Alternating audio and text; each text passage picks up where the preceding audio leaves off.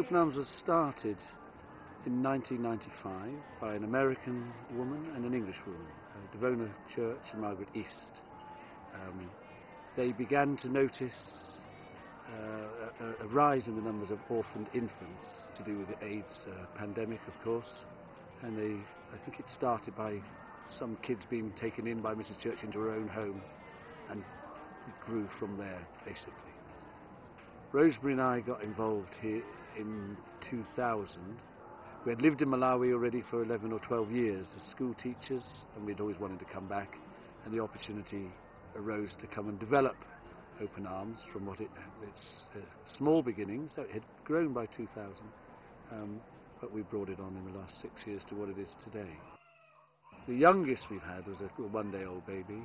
That's uncommon, but often a week, more commonly 2 or 3 weeks. If everything went well, if they survived, and we need to talk about that, then they would stay here till they're around about 2, when they are feeding themselves, walking, fully immunised, and where we've established that there's a viable community somewhere who will be able to look after them when they return, because that's our prime focus, to get kids back to an environment from whence they came, really. This baby here has got no mother. That means from the day one he was born, there is no one looking after him, giving that love which he misses. So here at Open Arms, we take that role. At 2 things can happen. They go off to grandparents or a carer.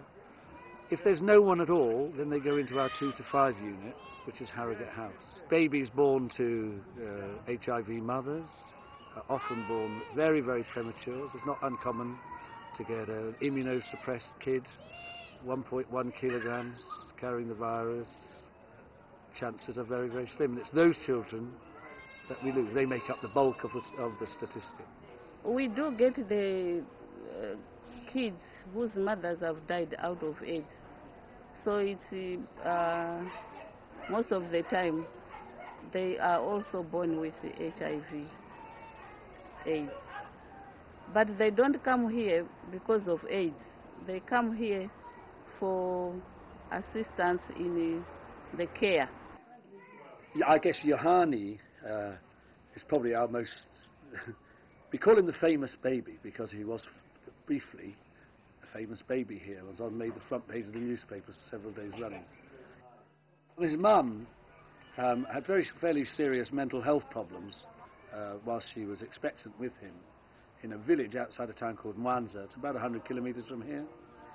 In an adjacent village, there was a couple unable to produce a child.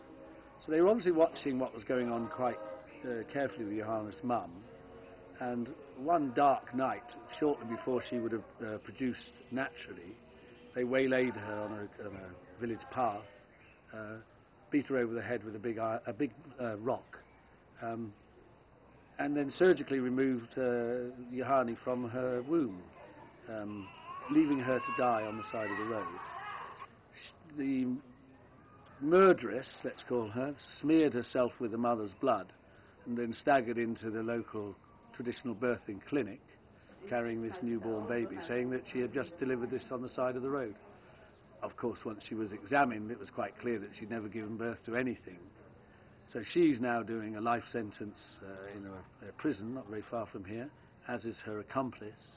And the Yohani is with us, so he was a celebrity for a while.